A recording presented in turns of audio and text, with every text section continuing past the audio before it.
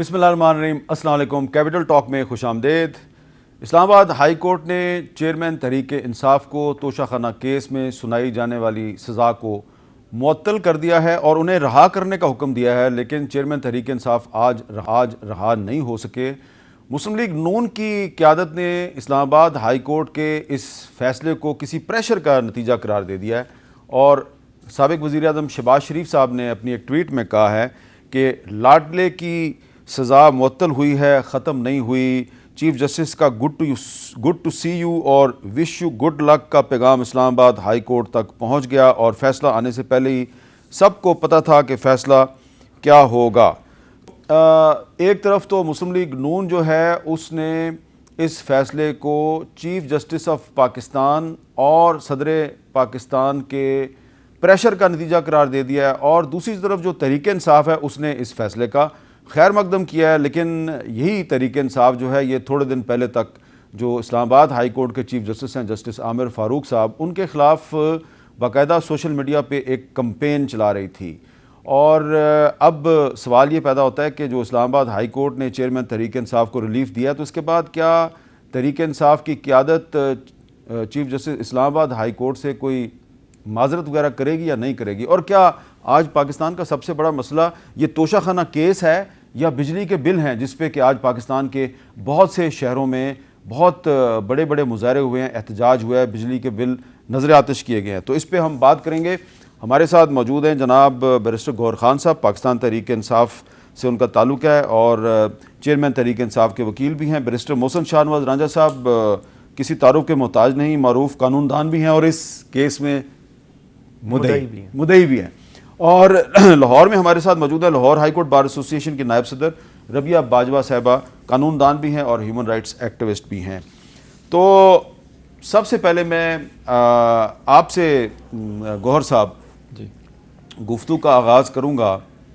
आपने तो खैर chief justice Islamabad high court के बारे में कोई काबिल एतराज़ बात नहीं की, लेकिन आपकी पार्टी के बहुत से लोग जो हैं वो न सिर्फ ये कि उनके ख़िलाफ़ बयानात देते रहे बल्कि तहरीक इंसाफ के ऑफिशियल ट्विटर अकाउंट से जस्टिस आमिर फ़ारूक साहब के ख़िलाफ़ ट्वीट्स किए गए। मसलन ये एक ट्वीट थी, पीटीआई के ट्विटर अकाउंट से कहा गया, जस्टिस आमिर फ़ारूक अपने हर फैसले में ऐसा असूल वज़ा करते हैं जो न सिर्फ उनके अपने पिछले फैसले से मुतसादिम होता है बल्कि उसका फ़ायदा हमेशा हुकूमत और इस्टेब्लिशमेंट को होता है।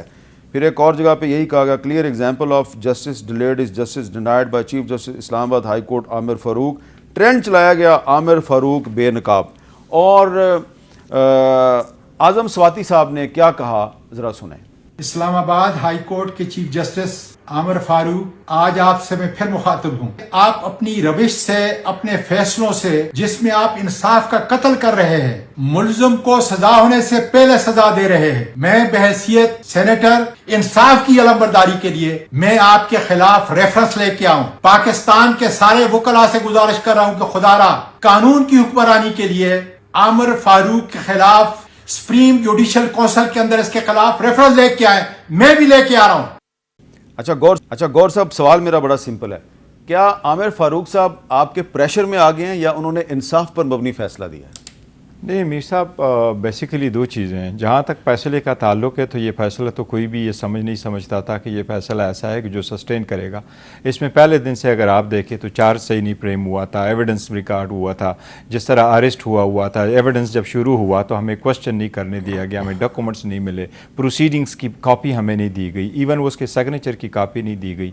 जब हमारे गवाहों की लिस्ट आई है उसको जाने नहीं दिया गया। फिर जो एप्लीकेशन है हाई कोर्ट ने कहा था, सुप्रीम कोर्ट ने कहा था कि पहले इन एप्लीकेशन पे फैसले करो, उसके बाद जो इख्तियार समाज से रिलेटेड उस पे फैसले करो, फिर आप प्रोसीड करो। वो नहीं हुआ। हमारा हक दिफा की एप्लीकेशन नहीं दी गई, हमें सुना तो फैसला जो हुआ है फैसला मेरिट पे फैसला हुआ है। फिर चीफ जस्टिस आमिर फ़ारूक साहब से माजरत तो बनती है। नहीं, मैं सर जहां तक देखे ट्वीट्स वगैरह का ताल्लुक है तो ट्वीट नहीं करनी चाहिए, लेकिन ये हम एट्रीब्यूट नहीं कर सकते कि पीटीआई इसमें इन्वॉल्व है।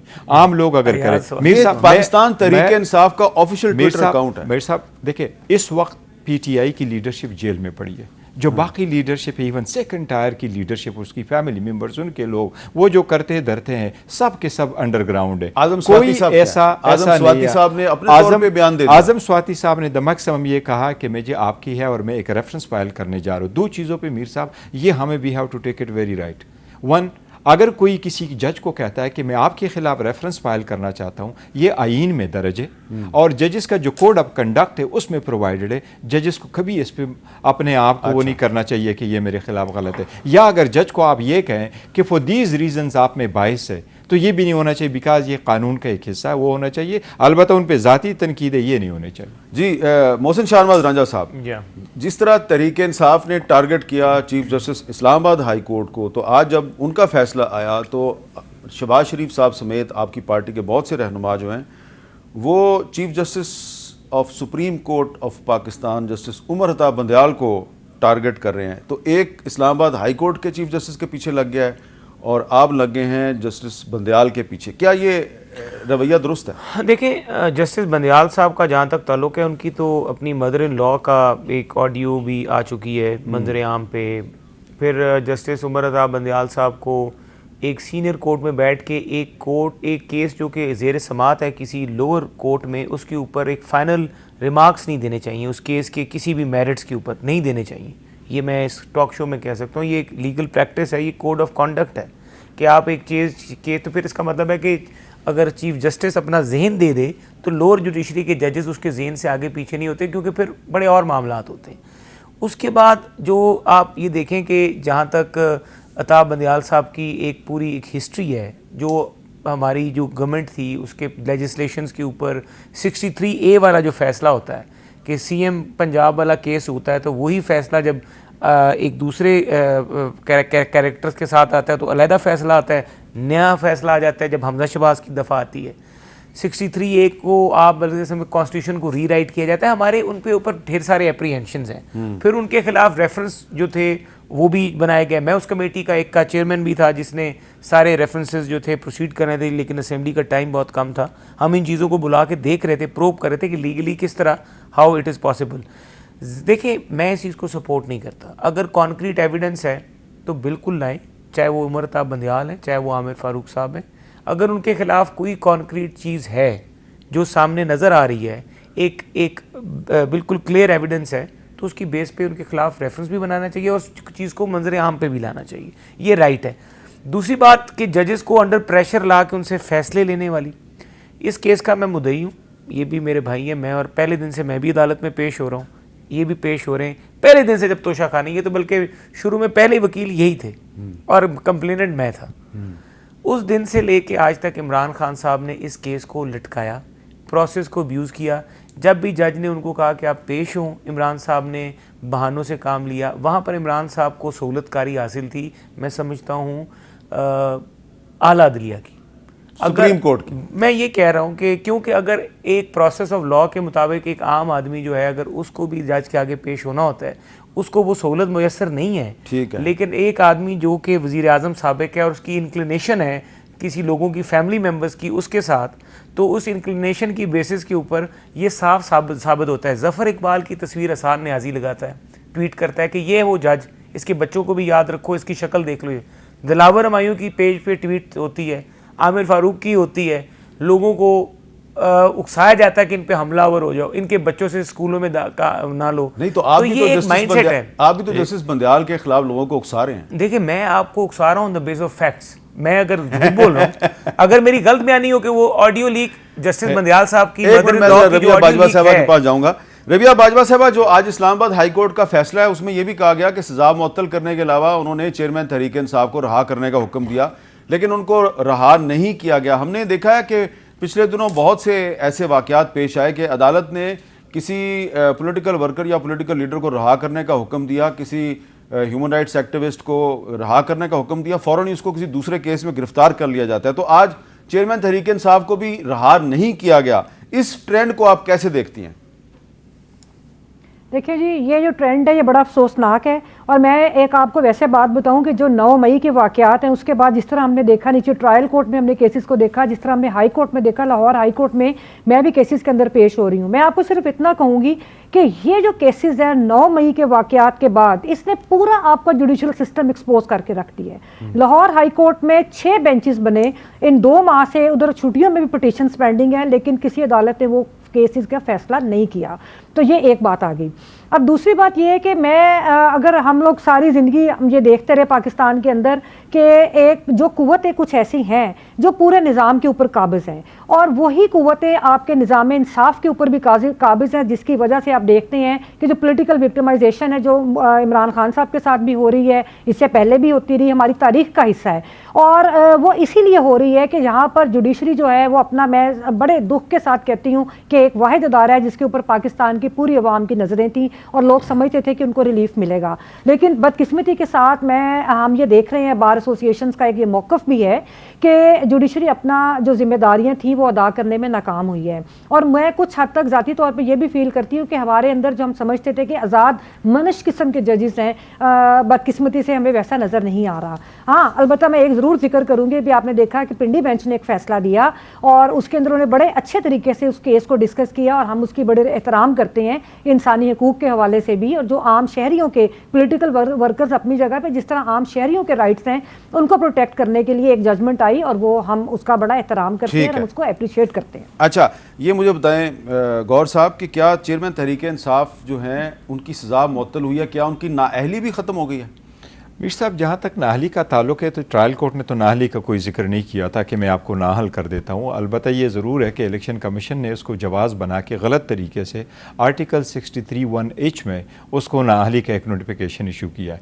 अब 2010 से ले ले, पहले 2010 से पहले कोई ऐसा केस नहीं हुआ था जिसमें नॉन डिक्लेरेशन भी कभी एक इशू हुआ हो। इफ्तियार चौधरी साहब के दौर में ये बातें ज़्यादा आई थी। उसके बाद जितने भी केसेस हुए आज तक, ये कई सारे केसेस हुए, बल्कि 18 केसेस इसमें ऐसे हुए थे जो 62(1) के ज़ुमरे में आए थे। कभी किसी केस में इलेक्शन कमीशन ने या किसी कोर्ट ने 63(1)H को इन्वोक नहीं किया।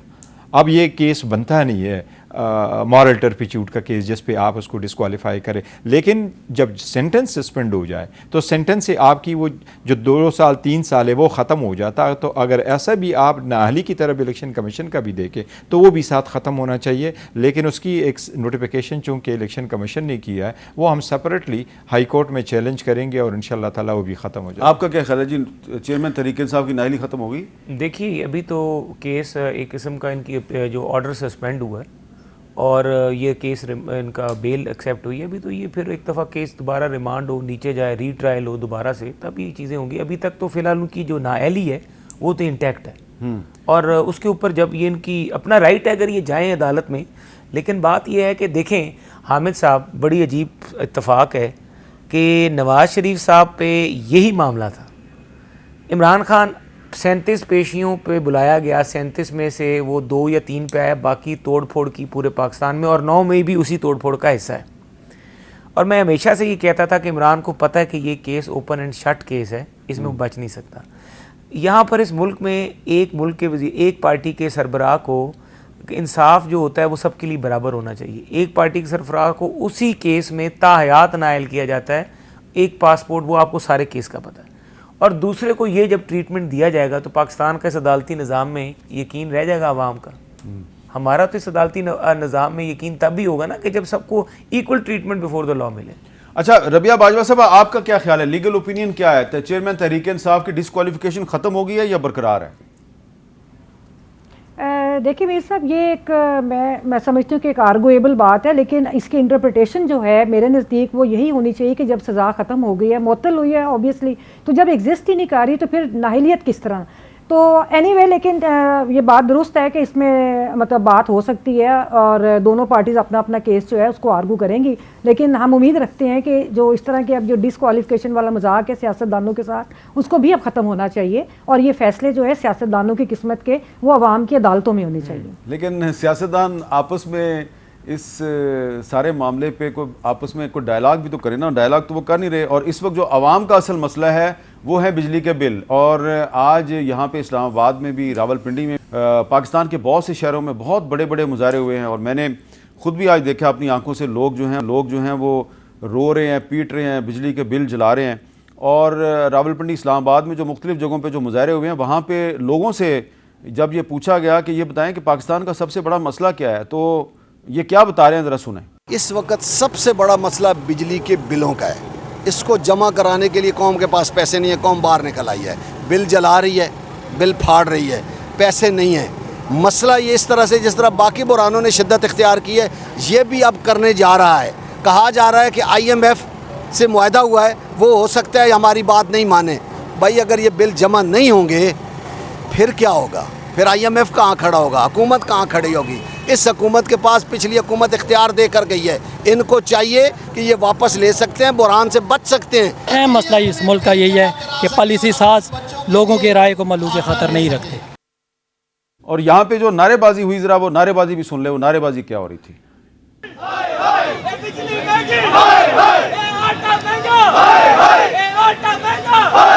जुल्म के ये ज़ाब्ते हम नहीं मानते, जुल्म के ये ज़ाब्ते हम नहीं मानते।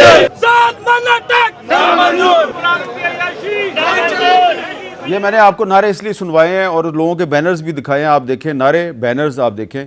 बैनर्स पे जो लोग मुजाहरे कर रहे हैं, जिन मार्केटों की एसोसिएशनें मुजाहरे कर रही हैं, उन एसोसिएशनों के अहदेदार हैं, उनकी तस्वीरें तो आपको बैनर्स पर नज़र आ रही हैं।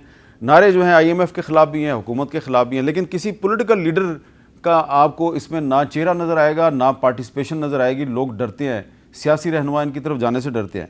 आपका क्या ख्याल है गौर साहब कि ये पाकिस्तान का इस वक्त सबसे बड़ा मसला तोशाखाना केस है या बिजली के बिल हैं? मीर साहब, जो पॉलिटिकल लीडरशिप को आप अगर इन्वॉल्व करेंगे और लोग मुतनफ़िर हो जाएंगे सिस्टम से, इंटायर सिस्टम से, तो ऑब्वियसली वो भी तो एक बहुत इंपॉर्टेंट मसला है। लेकिन बिल भी बहुत इंपॉर्टेंट मसला है, इसकी तरफ तवज्जो देनी चाहिए। और एक चीज़ की हमें बहुत अशद ज़रूरत है, जहाँ बिजली का मसला आ जाता है या इस तरह नेशनल कंसेंसस डेवलप करना होगा जो पॉलिटिकल से हट कर हम उसको उठा लें। देखो, एक तो हमें प्राइवेटाइजेशन की तरफ जाना होगा, सिस्टम को रिफॉर्म करना होगा, नया सिस्टम इंस्टॉल करना होगा। जिस तरीके से हम प्रोडक्शन करते हैं, जिस तरीके से हम सब्सिडी देते हैं, जिस तरीके से हमने फ्री यूनिट लोगों को दिया हुआ, इस वक्त लास्ट टाइम गवर्नमेंट में देखे तो 14 रुपए से यूनिट खर्च करते 60 रुपए की यूनिट चली जाती है, जिससे इंटायर इंडस्ट्री सफ़र हो गई है। IMF के आप शराइत नहीं मानेंगे तो कब तक आप ये देंगे कि जी मैं सब्सिडाइज करूंगा इलेक्ट्रिसिटी को? ज़माना बड़ा अरसा हो गया सब्सिडाइजेशन पे हम चले गए। We have to take concrete steps. अच्छा, मोहसिन शाहनवाज रांझा साहब, ये देखें आप जो ट्रेंड है, मैंने सिर्फ आज के जो मुजाहरे हैं मुख्तलिफ शहरों के, वो आपको थोड़ी सी झलकियाँ दिखाई हैं। इसमें पॉलिटिकल पार्टीज़ के झंडे, उनके बैनर्स और उनकी लीडरशिप मिसिंग है। ये आपके लिए लम्हा फ़िक्रिया नहीं है? यकीनी तौर पे जी पॉलिटिकल एक इशू है, सियासी इशू है। और उसमें से मैं तो बिजली के जो बिल्स, महंगाई है, इस सब की मैं तो मुज़ामत करता हूँ। आपने तो खैर पहले भी की थी जब आप हुकूमत में थे। मैं हुकूमत में था, मैं तब भी महंगाई के ख़िलाफ़ बोलता था कि महंगाई और ये वज़न अवाम पे नहीं डालना चाहिए। और मैं आज भी बात करता हूँ कि पाकिस्तान की अवाम के ऊपर ये इतना बोझ मत डालें कि वो अवाम सड़कों पे निकल आए और वो उसके बाद फिर किसी के लिए कोई गुंजाइश बाकी ना हो। अवाम को भी समझना चाहिए कि दो इश्यूज़ हैं, बिजली चोरी भी है, वो चोरी का भी वज़न इनके ऊपर आता है, पुअर गवर्नेंस भी है, बुरी एडमिनिस्ट्रेशन है, लाइन लॉसेज हैं। ये चीज़ें महकमे को अपने अंदर बैठ के चीज़ें ख़त्म करें, इनएफिशिएंसी को ख़त्म करें। लेकिन ये लंबी बातें, लेकिन फिलफॉर मैं अगर ये कहूँगा कि ये सब कुछ हो जाए, और लेकिन मैं इसकी मजम्मत करता हूँ। अच्छा, रबिया बाजवा साहब, कुछ लोग जो हैं वो अदालतों में भी जा रहे हैं। आज भी कुछ लोगों ने पटिशन्स फाइल किए हैं अदालतों में कि ये जो बिजली के बिलों में जो टैक्स लगाए गए हैं गैर मुनसिफाना है, आर्टिकल 3, आर्टिकल 25 और कुछ दीगर आइन के आर्टिकल्स की खिलाफ वर्जी है और नाजायज़ हैं। क्या अदालतें इस मामले में आवाम को कोई रिलीफ दे सकती हैं? मीर साहब, थोड़ा सा मैं अभी आपने पहले जो बात की, मैं उधर शुरू करूंगी अपनी बात कि ये सिर्फ बिजली के बिल्स का मसला नहीं है, ये बुनियादी तौर पे एक निज़ाम का मसला है। और ये जो निज़ाम है, ये इस्तेसाली निज़ाम, इसके अंदर मैं देखते हैं हम कि सियासतदान भी इसमें बराबर के ज़िम्मेदार हैं। आप मुझे बताइए कि आज तक पार्लियामान के अंदर आपने कितनी डिबेट सुनी कि जो इन इशूज़ के ऊपर हो, जो अवाम के बुनियादी हकूक़ के ऊपर हो। वहाँ पर आपको पता है जिस तरह के मसाइल जो हैं वो आपस में एक दूसरे से, ये इन्होंने लड़ते 75 साल हमारे गुजार दिए। दूसरी बात यह है कि अदालतों के अंदर बिल्कुल अदालतों का इख्तियार है कि जिस तरह की टैक्सेशन हो रही है बिजली के बिल्स के हवाले से हमें देखें, ये एक जबर है। ये जबर के जरिए पैसे, मैं ये नहीं कहूँगी टैक्स लगा रही है, ये जबर के जरिए आवाम से पैसे लूट रहे हैं और इसके ऊपर बिल्कुल अदालतों का इख्तियार है कि वो ये देखें। और माजी में होता भी रहा है, इस तरह के फैसले मौजूद भी हैं कि अदालतें एनालाइज कर सकती हैं कि कौन से टैक्सेस जो जस्टिफाइड है, कौन से नहीं। इसके अलावा मैं एक चीज ऐड करूंगी सर, एक बड़ी इंपॉर्टेंट चीज कि एक इंटरनेशनल कैंपेन भी है, campaign against termination of ODS illegal debts. ये एक बहुत इंपॉर्टेंट कॉन्सेप्ट है, इसके ऊपर किसी ने प्रोग्राम रखिएगा।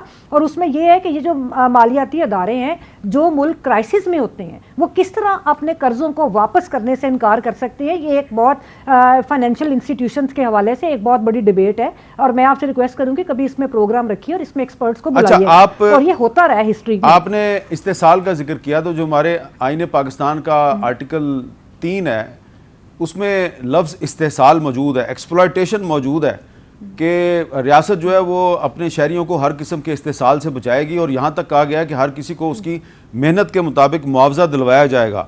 तो ये जो इस्तेसाल है, आइन तो कहता है इस्तेसाल नहीं होगा, लेकिन आप कह रही हैं ये निज़ाम इस्तेसाली है, तो कसूर फिर आइन का है या फिर सियासतदानों का है या पूरी रियासत का है?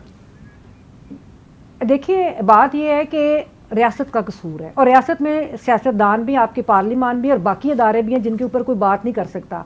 आपको माजी में याद होगा हम लोग एक नारा लगाया करते थे, वो पूरा तो नहीं मैं करूंगी ना, वो आपके टीवी पे चलना है, वो भूखे मर गए मैं थे तू, तो लूट के खा गया। बाकी आपको पता है आगे जो मुहावरा है वो मुझे लगता है कि शायद नहीं चल सकेगा आपके टीवी के ऊपर, तो वो भी एक फलसफा है। अब दूसरी बात ये है कि अभी आपने आर्टिकल 3 की बात की, आर्टिकल 4, आर्टिकल 5 भी ये कहता है कि जो कवानीन है वो सिर्फ शहरियों के लिए नहीं है, रियासत और रियासती अदारों के ऊपर भी कानून पर अमल दरामद करना उतना ही ज़रूरी है जितना कि आप आवाम के लिए कानून जो उनके ऊपर मुसल्लत करते हैं। तो इसलिए जब तक रियासत के अपने ऊपर कवानीन लागू नहीं होंगे, ना तो रूल ऑफ लॉ आ सकता है, ना ये बुनियादी मसाइल हल हो सकते हैं। और तीसरी बात ये जो सबसे अहम है, अभी मुझे बड़ा अफसोस के साथ कहना पड़ता है, अभी 14 जमातों की हमने एक हुकूमत देखी और उसमें बहुत आपके सियासतदान और बड़ी जमातें शामिल थी जिनकी एक स्ट्रगल रही है, लेकिन बदकिस्मती से कि उन सब ने मिलकर भी किसी एक भी अवामी मसले का जो हल था वो नहीं ढूंढा। यहाँ पे एक वक्फा जी, वक्फे के बाद दोबारा कैपिटल टॉक में दोबारा खुश आमदेद।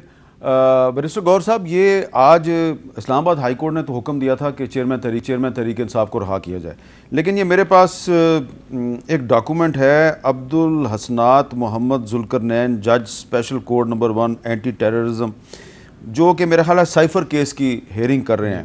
तो इन्होंने कहा जी कि जो चेयरमैन तहरीक इंसाफ हैं उनको 30/8/2023 को इस अदालत के सामने पेश किया जाए, तो इसको बुनियाद बना के उनको रिहाई से रोका गया। तो आपको लगता है कि चेयरमैन तहरीक इंसाफ जो हैं कल इस अदालत में पेश होंगे और उसके बाद भी उनको रिहा कर दिया जाएगा या नहीं किया जाएगा? देखो, ये ऑर्डर तो हमें भी नहीं पता था कि मीडिया पे भी नहीं आया था, इसको हमने तब देखा जबकि रिहाई का ऑर्डर हो गया है। तो पहले तो ये बात है, अगर आप इस ऑर्डर को देखें इसमें सब कुछ लिखा है लेकिन इस ऑर्डर पे दस्तखत नहीं है, दस्तखत मौजूद है, सारी डेट नहीं है, इस पे तारीख नहीं लिखी हुई जज साहब ने। साथ ये भी नहीं लिखा, जब मीर साहब आज अगर मैं ऑर्डर करूं और कोर्ट को कहूं, डायरेक्ट करूं कि मेरे सामने कल प्रोड्यूस करो, तो उसमें लिखा जाता है प्रोड्यूस हिम टुमारो, उसमें ये नहीं लिखा जाता 30। तो अब इसका पता नहीं है कि ये कब आई और उन्होंने कब तक ये लिखा गया कि you are hereby directed to produce him in lockup and proceed and produce him on 30/8/2023 before this court. अगर ये आज पास हो चुका होता तो इस पे ये लिखा होता कि कल प्रोड्यूस करो, लफ्ज टुमारो लिखा होता। जिस तरह शाम मुझको ऋषि साहब का ऑर्डर हुआ, उन्होंने कहा जी कल प्रोड्यूस करो, आज ऑर्डर पास, उन्होंने कहा कल प्रोड्यूस करो। जब एक दिन का होता है तो इसमें कहा जाता है कि मेरे पास कल प्रोड्यूस करो। अब अगर आप जुडिशल ऑर्डर करते हैं तो कब तक आपने ये रखा? दूसरी बात है कि उसमें 1-20 का फ़र्क है। आल्दो जो जजमेंट्स, जो ऑफिशियल सीक्रेट एक्ट्स में अमेंडमेंट आई है, सदर साहब ने उस पर दस्तखत नहीं है और हमारा वर्शन तो यही है कि वो ला नहीं बनता। जहाँ तक जुर्मों का ताल्लुक है तो वो तो पुराने हैं, लेकिन कोर्ट की डिजिग्नेशन नहीं हो सकती अंडर द न्यू लॉ। तो इसलिए ये कोर्ट का ऑर्डर करना, मैं समझता हूँ ये कोरम नॉन जुडिस, हम उसको लफ्ज़ कहते हैं कि इस अदालत के पास सिरे से इख्तियार ही नहीं है कि मेरे खिलाफ एक ऑर्डर पास करें। तो राजा साहब, आप इत्तेफाक करेंगे कि जिस तरह नवाज शरीफ साहब जो हैं उनको पाबंद सलासिल किया गया, उनको जेल की सलाहों के पीछे डाल दिया गया, ये एक सियासी फैसला था, और उनकी रिहाई भी जो थी वो कानूनी फैसला नहीं था, वो भी एक सियासी फैसला था। इसी तरह चेयरमैन तहरीक इंसाफ भी किसी अदालती फैसले से रहा नहीं होंगे, किसी सियासी फैसले से रहा होंगे। देखिए, ये तो आज मैं पता नहीं किसी की प्रेस कॉन्फ्रेंस सुन रहा था या किसी की स्टेटमेंट थी कि वो पाकिस्तान से बाहर जाने के बारे में कोई उनकी गुफ्तो शनीद हो आप ही की पार्टी के एक रहनुमा कह रहे थे। हाँ, मैं गालिबन मेरे वो देखा था, लेकिन मैं ये समझता हूँ कि जी देखें, जो भी कानूनी कार्रवाई होनी चाहिए, नवाज शरीफ साहब अगर आज भी पाकिस्तान वापस आएंगे या अक्टूबर में भी आएंगे तो वो अपने लीगल प्रोसेस से आ जाएंगे अक्टूबर में इंशाल्लाह ताला ज़रूर आएंगे। अच्छा, और आएंगे लीगल प्रोसेस में से गुजर के। जहाँ तक खान साहब की बात है, खान साहब ने जो एक्ट्स किए हैं, देखें साइफर पे मैं हामिद साहब पर्सनली तौर पे इमरान खान को लीगल नोटिस दे चुका हूँ। आपने दिया? मैंने दिया है। मैंने असद कैसर को भी दिया था, मैंने डिप्टी स्पीकर को भी दिया था, मैंने फवाद को भी, शायद मुझे आई एम नॉट श्योर, मेरे लॉयर को पता है, क्योंकि जिन्होंने इतना बड़ा झूठ पाकिस्तानी कौम से बोला और सारे लोगों की लाइफ एट थ्रेट कर दी कि ये लोग गद्दार हैं और इन्होंने अपना ज़मीर बेचा है। सिर्फ ज़मीर क्या बेचा था कि इमरान खान को अदम एतमाद के ज़रिए बाहर निकाला था? क्या ये ज़मीर बेचना है जो कि एक आइन में लिखा हुआ है, आइन में दर्ज चीज़ के मुताबिक? मैंने लीगल नोटिस भी सर्व किया था और मैंने पंजाब कौमी असम्बली के हर MNA को कहा था, मैंने ख्वाजा आसिफ को भी कहा था और मैंने और भी MNAs को कहा था कि हर MNA का फ़र्ज़ है कि ये साइफर के ऊपर लीगल नोटिस भेजें, क्योंकि इतना बड़ा झूठ बोला गया है पाकिस्तानी कौम से, इसकी सज़ा, इसकी माफ़ी नहीं होनी चाहिए। क्योंकि आइंदा आने वाले वक्त में कोई भी असम्बली में इस तरह का कोई भी मजाक बंदा ना करे। ठीक है, आईनी आपकी अदम एतमाद नाकाम होती है, आपका बंदे पूरे नहीं नाकाम हो जाए, वो तो एक प्रोसेस है, लेकिन अदम एतमाद को इस तरह नाकाम ना किया जाए कि ये सब लोग इंडिया के एजेंट हैं, ये सब गद्दार हैं। इसकी सज़ा, मैं आपको सही बता रहा हूँ, मैं ये केस लड़ूंगा।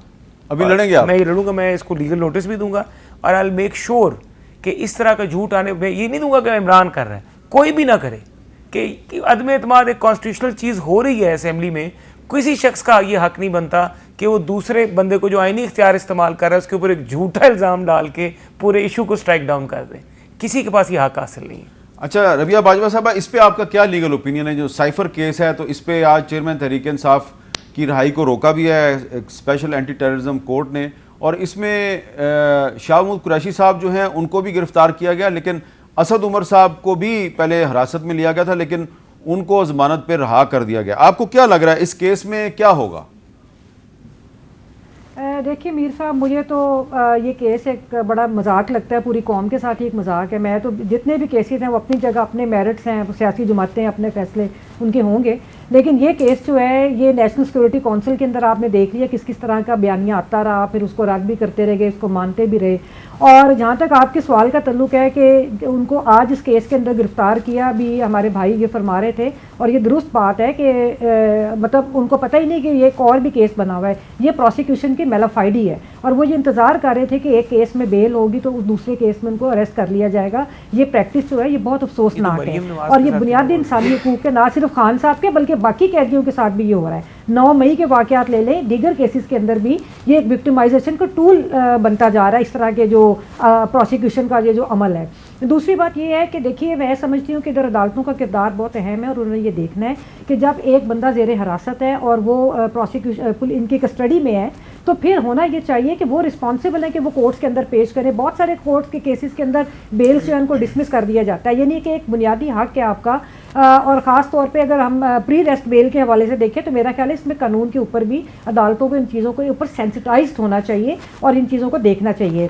इधर मुझे एक माजी का भी एक याद आ रहा है कि वो मुझे वही उस तरह की रेपिटेशन जो सियासतदानों के साथ होती रही। आपको याद होगा कि सोहरवर्दी साहब के साथ क्या किया गया था, पहले उनको एब्डो के तहत नाहल करार दिया और उसके बाद फिर जब वहाँ से बात ना बनी और उनकी पॉपुलैरिटी इतनी ज़्यादा थी तो फिर उनके ऊपर मुल्क दुश्मनी का केस बनाया गया। और वो सियासतदान था, उस आला पाए का सियासतदान था जो कि क़याम पाकिस्तान की उनके बगैर शायद मुमकिन ना होता, जिस तरह उनका किरदार रहा पाकिस्तान की क़याम के हवाले से, तहरीक के हवाले से। तो ये इस तरह के सलूक किए जाते रहे हैं तो आप कभी कुछ सिलसिला रुकना चाहिए, बहुत हो गई मेरा ख्याल है, अब ये चीज़ें बंद कर देनी चाहिए। और जो असल मुल्क दुश्मन है उनके ऊपर कोई हाथ नहीं डाल सकता, उनको पूछना चाहिए कि उन्होंने किस तरह मुल्क का हर अदारा तबाह बर्बाद कर दिया। आपने सोहरवर्दी साहब का जिक्र किया, तो जो हुसैन शहीद सोहरवर्दी साहब थे, जब उन पे 1962 में जनरल अयूब खान की हुकूमत ने गद्दारी का मुकदमा कायम किया था और वो जेल में थे, तो जेल से उन्होंने जनरल अयूब खान को एक खत लिखा था जो कि एक किताब है सोहरवर्दी पेपर्स। हाँ जी, बिल्कुल। वो खत जरूर पढ़ना चाहिए। ऐसा लगता है कि वो आज जेल में कोई साबिक वज़ीर आज़म जो है वो जेल से किसी को खत लिख रहा है, आज भी वो हालात वैसे ही नज़र आ रहे हैं। लेकिन आप कुछ मरियम नवाज सर, साहबा के वही हवाले से सोचना रिस्पॉन्ड बैक चाहिए। करना चाह मैं रहे ये बात कर रहा था कि ये इनको पता होगा कि मरियम नवाज साहिबा की भी यूं ही होता था कि एक जमानत होती थी, दूसरे मुकदमे में गिरफ्तारी डाली अच्छा, ये आपने अच्छा किया, ये रिमाइंड करवा दिया। लेकिन इसमें मेरा काउंटर क्वेश्चन ये है कि जो मरियम नवाज साहिबा के साथ हुआ बिल्कुल गलत हुआ, और उनके साथ जेल के अंदर भी बहुत ही काबिल एतराज बिल्कुल बहुत ज्यादती उनके की बात साथ एटीट्यूड इख्तियार किया जी गया। हाँ। लेकिन क्या ये जरूरी है कि जो ज्यादती उनके साथ हुई उसको आप रिपीट करें? हामिद साहब, मैं तो कहता हूं, मैं तो एक पढ़ा लिखा आदमी हूं, मैं इस चीज़ का कायल हूं कि 2 wrongs can not make 1 right। मैं इसमें बिलीव करता हूं। मैं सिर्फ एक रिकॉर्ड करेक्ट कर रहा था कि ये सिलसिला तब उस वक्त लोगों के अंदर ये शऊर नहीं था कि हमारे साथ क्या हो रही। जब 15 किलो हेरोइन डाली जाती थी, जब लोगों के ऊपर नैब के झूठे मुकदमे बनाए जाते थे, जब सिर्फ कानून साजी करने के लेकिन सजा में जिस पे 15 किलो हेरोइन डाली गई उसके हक में जो हम बोले और हमने जो लिखा वो उन्होंने अदालतों में बतौर अपनी हक में उसको पेश भी किया। मेरा कॉलम पेश किया उन साहब ने। लेकिन जब वो वजीर दाखिला बने तो फिर उन्होंने सहाफ़ियों के साथ और पॉलिटिकल वर्कर्स के साथ जो किया वो भी एक कहानी है जो कभी हम बयान करेंगे। जी हामिद मीर साहब, ये कभी नहीं कह सकते ये मर्जी अगर मरियम के ख़िलाफ़ हुआ, अगर गलत हुआ है तो बिल्कुल गलत हुआ होगा, लेकिन अगर वो उसके खिलाफ है तो वो कभी कोर्टों में नहीं पेश हुआ करती थी, और उसके खिलाफ 150 केस नहीं थे, वो 350 मरतबा अदालतों में नहीं गई थी। ये जितने भी केसेस हैं इन सब में हम लेकिन नवाज शरीफ साहब तो लेकिन सैकड़ों दफा अदालतों में गए। देखिए, वो एक ट्रायल में जो उसका चल रहा था वो एक केस में है, और आपका अगर ट्रायल चल रहा हो और आपके खिलाफ 6 अरब और 60 अरब का केस हो और उसमें से 100 गवाह हो तो ऑब्वियसली इतनी मरतबा तो पेश होना पड़ता है। हम 150 मरतबा सिर्फ बेल स्टेज पे जा रहे हैं, सिर्फ हाजिरियाँ लगवा रहे और इतनी हमने हाजिरियाँ बुक की है। ये वो केसेस है जिसमें सारे बेल पर थे। जी आप इसको मैं रिस्पॉन्ड क्विकली करना कहूंगा चाह रहे हैं? कि हमारी तो 150 दफा नवाज शरीफ साहब गए, वो नवाज शरीफ साहब तो कानून के आगे 150 बाउ डाउन कर केस तो नहीं ना गए। बने। ये कह रहे ठीक, इमरान खान को तो 37 दफा बुलाया था, 37 में से 3 सिर्फ दफा इस वो एक पेश केस हुए। में? इस एक केस में ये तो क्लियर केस है ना, चोरी थी लेकिन इसमें। 4 दफा वो आए। 4 दफा वो आया और किस तरह आए हमें पता है। नहीं, वो जो कहते हैं ना 37 मरतबा, मेरे साहब लेट्स करेक्टेड, जो 37 मरतबा कहते हैं वो सारी ट्रायल है, क्योंकि इसको पता है वहाँ इनकी कंप्लेंट थी, वो कंप्लेंट डिसमिस हो गई थी। ये जितनी मरतबा थी वो कार्रवाई नहीं होती, उसको हम प्रोसीडिंग्स नहीं कहते, हेयरिंग। वो हेयरिंग नहीं ट्रायल थी, में न कोई ऐसा ही ऑर्डर था कि खान साहब मेरे सामने पेश हो, वो प्रोसीडिंग्स थी। फॉरन से हमें स्टे मिला था और डे टू डे प्रोसीडिंग्स हुआ करती है, हेयरिंग के लिए नहीं। जी राजा साहब, मैं सिर्फ इतना कहूंगा कि इमरान खान साहब अदालत की ऑर्डर शीट मंगवा लें। अगर इमरान खान साहब मेरे को पास जज ने- है। आप निकाल लें, देखें कितनी पेशियों पे इमरान खान को पेश होने के लिए क्या, अगर इमरान खान नहीं अच्छा, पेश लेकिन हुआ। मुझे एक बात बड़ी अच्छी लगती है कि आप दोनों की, कि आप कंप्लेनेंट थे, यानी आप मुद्दई थे और ये वकील थे इमरान खान साहब के, लेकिन आप दोनों जो हैं वो हमारे प्रोग्राम में भी और अदालत में भी एक दूसरे से उस तरह नहीं उलझते जिस तरह बाकी लोग उलझते हैं। इन्होंने मुझसे ज्यादती की हुई है, लेकिन मैंने फिर भी खामोशी नहीं, इख्तियार आपकी की। मेहरबानी, मैं आप सब्र दोनों- से रहता हूँ। मैं ये आप ज्यादती दोनों करके को- मैं आप दोनों को एक अच्छी एक दफा मिसाल मुझसे के- नाराज हो गए थे अदालत में, चलिए, मैं आप चुप रहा था। मैंने इनको ये कहा था, मैं बता, मैंने अदालत में इनको ये कहा था कि आपकी जो रेफरेंस आई थी कोर्ट में आपने फाइल कर दी, इलेक्शन कमीशन में आप आ गए, आपकी रेफरेंस डिसमिस हो गई, तो मैंने उनका कहा ठीक है, easy now you got to leave. चले, अच्छी बात है कि आप लोग आज मुस्कुरा के एक दूसरे से बात करें, लेकिन वक्त कभी एक सा नहीं रहता। हो नहीं, सकता हमारा है कल को हालात एक दूसरा यू टर्न मार दें और मैंने एक वक्फा लेना, वक्फे के बाद दोबारा मिलते हैं।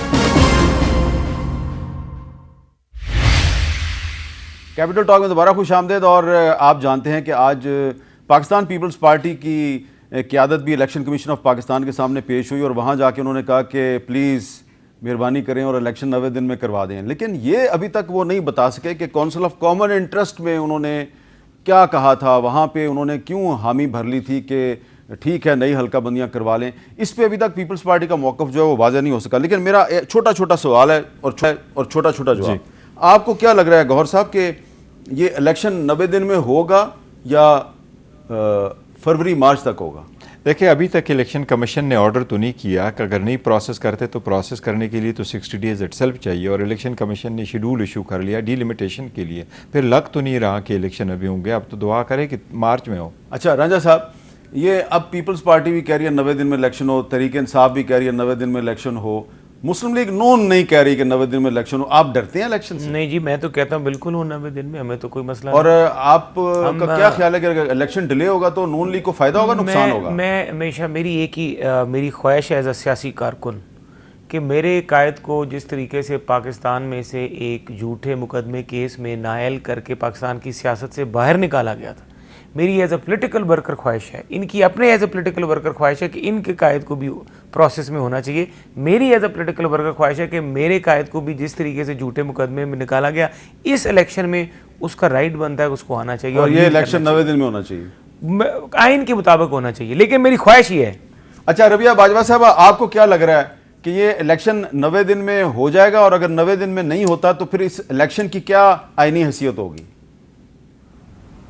मीर साहब, जो पहले ये सारा एक इत्तेहाद ने, पीडीएम के इत्तेहाद ने वो सुप्रीम कोर्ट के फैसले और आइन के साथ जो किया था, जिसपे हम बार एसोसिएशंस ने भरपूर प्रोटेस्ट भी किया और हमारा मौक़िफ़ भी ये था कि दोनों सूबों में इलेक्शंस अपने टाइम पे होने चाहिए और सुप्रीम कोर्ट की जजमेंट के अलावा कॉन्स्टिट्यूशन प्रोविजंस मौजूद हैं, लेकिन वो नहीं हुआ अनफॉर्चुनेटली। तो उस वक्त उसको भी जवाब बना के ये आज जो बातें की जा रही हैं, मुझे लगता है कि ये कुछ फोर्सेस हैं जो इलेक्शंस को डिले करना चाहती हैं, ना सिर्फ ये 2 माह 4 माह, बल्कि वो काफ़ी अरसे के लिए डिले करना चाहती हैं और हमें इस पर बहुत तशवीश है।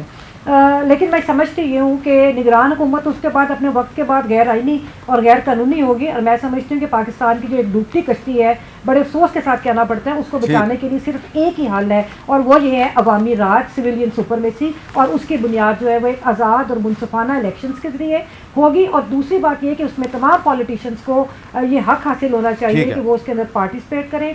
और बहुत शुक्रिया रबिया बाजवा साहब, बहुत शुक्रिया मोहसिन शाह अहमद रंजा साहब और गौर साहब, बहुत बहुत शुक्रिया। आज हमारी एक मेहमान लाहौर हाईकोर्ट बार की नायब सदर रबिया बाजवा साहबा ने हुसैन शहीद सोहरवर्दी साहब की गिरफ्तारी का जिक्र किया है।